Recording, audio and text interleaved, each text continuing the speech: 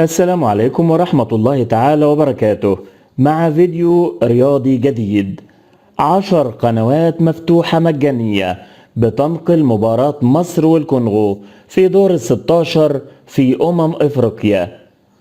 تغييرات بالجملة: تشكيل منتخب مصر المتوقع لمواجهة الكونغو في كأس الأفريقية. إصابة نجم منتخب مصر قبل مباراة الكونغو الديمقراطية وتفاصيل مهمة. مفاجأة: نجم الزمالك يصر على الانتقال إلى النادي الأهلي. حقيقة غياب عمر مرموش عن مواجهة الكونغو، تابع التفاصيل. ثنائي أجنبي وقناص مصري: الأهلي يوقع مع 3 صفقات جديدة رسميا. حقيقة رحيل نجم الأهلي الأول مقابل عرض مادي غير مسبوق. 4 وجهات أمام يورجن كلوب بعد رحيله عن ليفربول ومصير محمد صلاح. ودي كانت العناوين اللي معانا في هذا الفيديو. بسرعة هنقول لحضراتكم التفاصيل. والخبر الأولاني: 10 قنوات مفتوحة مجانية بتنقل مباراة مصر والكونغو في دور ال16 في أفريقيا. تترقب جماهير الكرة المصرية مواجهة منتخب مصر أمام الكونغو الديمقراطية المقرر لها الأحد 28 يناير في إطار منافسات الدور ثمن النهائي دور ال16 من بطولة كأس الأفريقية، والتي يتطلع خلالها الفراعنة لحصد الفوز واستكمال مشواره نحو حصد لقب النسخة 34 من البطولة القارية. وتأمل جماهير مصر في الانتصار على الكونغو الديمقراطية في بطولة كأس الأفريقية رغم غياب النجم محمد صلاح ومحمد الشناوي وإمام عاشور عن هذه المواجهة. وهناك 10 قنوات مفتوحة مجانية ناقلة لمباراة مصر والكونغو، إذ يمكن لجماهير الكرة المصرية والإفريقية وعشاق المنتخب الوطني مشاهدة المباراة من خلالها. وهي قناة ماكس سبورت عبر قمر الصناعي هيلاسات 39 وترددها 11595. قناة 5 ستارز اتش دي على قمر عاموس وترددها 11430. قناة سبورت تي في على قمر هسبسات 30 وترددها 12207. قناة 5 جولد عبر قمر عاموس وترددها 11551.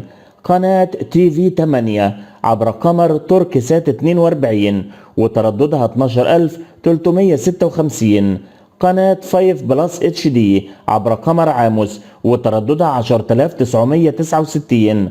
قناة 5 لايف اتش دي عبر القمر عاموس وترددها 10840.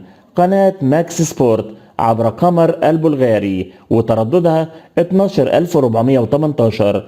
قناة 5 سبورت اتش دي عبر قمر عاموس وترددها 11103. العاشرة هي قناة زيجو سبورت اتش دي عبر قمر أسترا 23 وترددها 12129. المباراة من المقرر تنطلق الساعة 10 مساء بتوقيت القاهرة الأحد 28 يناير.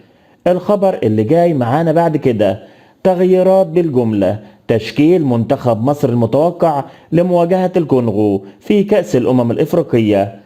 استقر البرتغالي روي فيتوريا مدرب الفريق الأول لمنتخب مصر عن تشكيلة فريقه لمواجهة نظيره منتخب الكونغو الأحد 28 يناير باستاد لوران بوكو في لقاء هام وحاسم ضمن منافسات دور ال16. وتنطلق صافرة مباراة مصر والكونغو مساء الأحد في تمام 10 مساء بتوقيت القاهرة، 11 بتوقيت السعودية والدوحة، و12 بتوقيت أبو ظبي.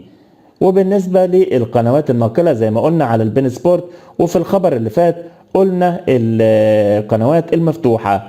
وبالنسبة لتشكيل مصر المتوقع، من المقرر انه يكون التشكيل: محمد ابو جبل لحراسة المرمى، خط الدفاع احمد حجازي واحمد فتوح، محمد هاني ومحمد عبد المنعم. في خط الوسط زيزو وحمدي فتحي ومروان عطية، وفي الهجوم تريزيجيه وعمر مرموش ومصطفى محمد. الخبر اللي معانا بعد كده: إصابة نجم منتخب مصر قبل مباراة الكونغو الديمقراطية وتفاصيل مهمة. أجرى البرتغالي روي فيتوريا المدير الفني لمنتخب مصر الوطني تعديلا في المؤتمر الصحفي لمواجهة الكونغو الديمقراطية، ويلتقي مساء غدا الأحد منتخب مصر الوطني مع نظيره منتخب الكونغو في ثمن النهائي كأس أفريقيا. وقرر فيتوريا حضور مروان عطية مؤتمر مباراة الكونغو الديمقراطية بسبب نزلة البرد اللي تعرض ليها نجم الفراعنة الكبار عمر مرموش. وتعرض مرموش نجم منتخب مصر الوطني إلى نزلة برد خفيفة على أن يشارك ضمن صفوف الفراعنة في مباراة الكونغو الديمقراطية غدا الأحد. الخبر اللي معانا بعد كده مفاجأة، نجم الزمالك بيصر على الانتقال إلى النادي الأهلي.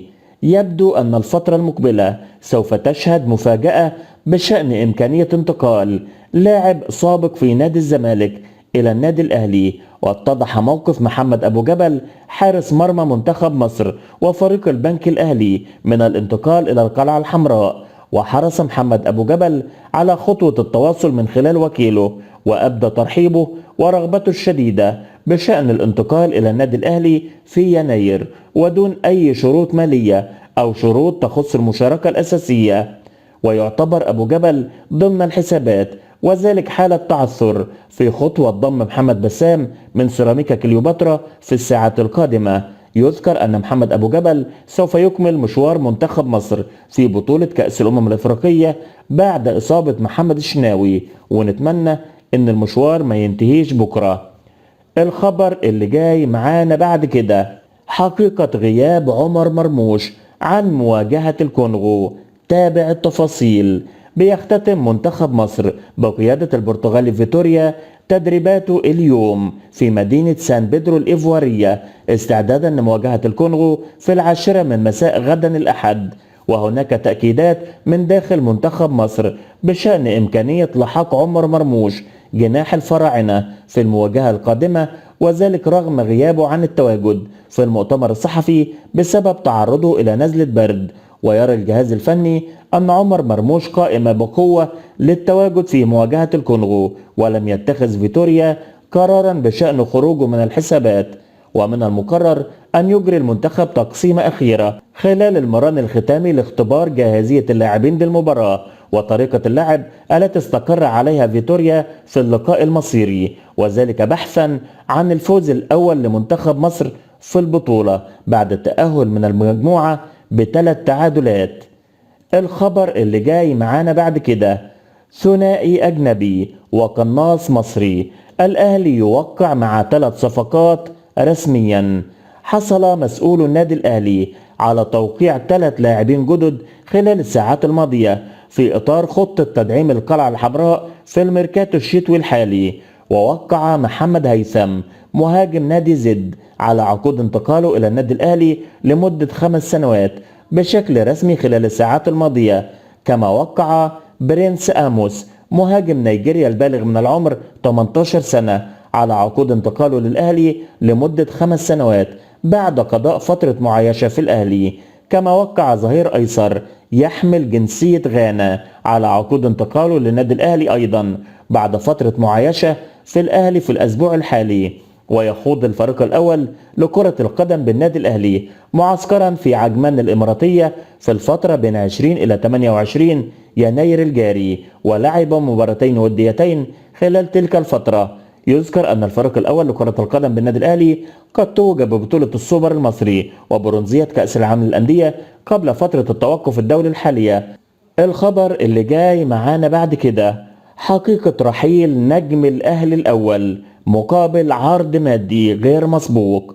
حسم جهاز الكرة في صفوف النادي الأهلي حقيقة ما يتردد بشأن وصول عروض أوروبية لطلب التعاقد مع نجم القلعة الحمراء في الفترة المقبلة. وهناك تأكيدات من جانب إدارة النادي بشأن عدم تلقي النادي الأهلي أي عرض خارجي لطلب الحصول على خدمات إمام عاشور، ولم يحدث أي جس نبض من جانب أي فريق سواء من الخليج أو أوروبا لبحث إمكانية التفاوض على ضم نجم خط الوسط، وذلك حسب تأكيدات القلعة الحمراء. وهناك تمسك من جانب الإدارة الحمراء باللاعب إمام عاشور ورفض رحيله عن صفوف القلعة الحمراء باعتباره من العناصر الأساسية. الخبر اللي جاي معانا بعد كده: 4 وجهات أمام يورجن كلوب بعد رحيله عن ليفربول ومصير محمد صلاح. يغادر الألماني يورجن كلوب المدير الفني لنادي ليفربول الإنجليزي منصبه داخل الريدز بنهاية الموسم الكروي الجاري 23-24، وذلك بعد تصريحاته الأخيرة التي أكد فيها أن الموسم الحالي هو الأخير له مع الريدز. وسريعا بدأت الصحف والمواقع العالمية الحديث عن وجهة يورجن كلوب المقبلة بعد الرحيل عن ليفربول، والذي بلا أدنى شك يفكر جديا في مدير فني جديد يقود دفة الفريق بالموسم المقبل. وتوجد 4 وجهات أمام يورجن كلوب بعد رحيله عن ليفربول، وتتمثل في كل من برشلونة الأسباني، باريس سان جيرمان الفرنسي، وبايرن ميونخ الألماني أو منتخب ألمانيا. كما بدأ الحديث أيضا في الأوساط الرياضية عن مصير ومستقبل محمد صلاح نجم منتخب مصر داخل ليفربول بعد رحيل يورجن كلوب. ويتساءل كثيرون عن موقف اللاعب المصري داخل النادي، خاصة أنه لطالما ارتبط بعلاقة وطيدة مع مدربه الألماني. ومن الممكن أن يتخذ محمد صلاح قرار الرحيل عن النادي الإنجليزي في الموسم المقبل، خاصة في ظل العروض السعودية المغرية للاعب والتي قد تنهي مشواره في ليفربول مثلما هو حال يورجن كلوب.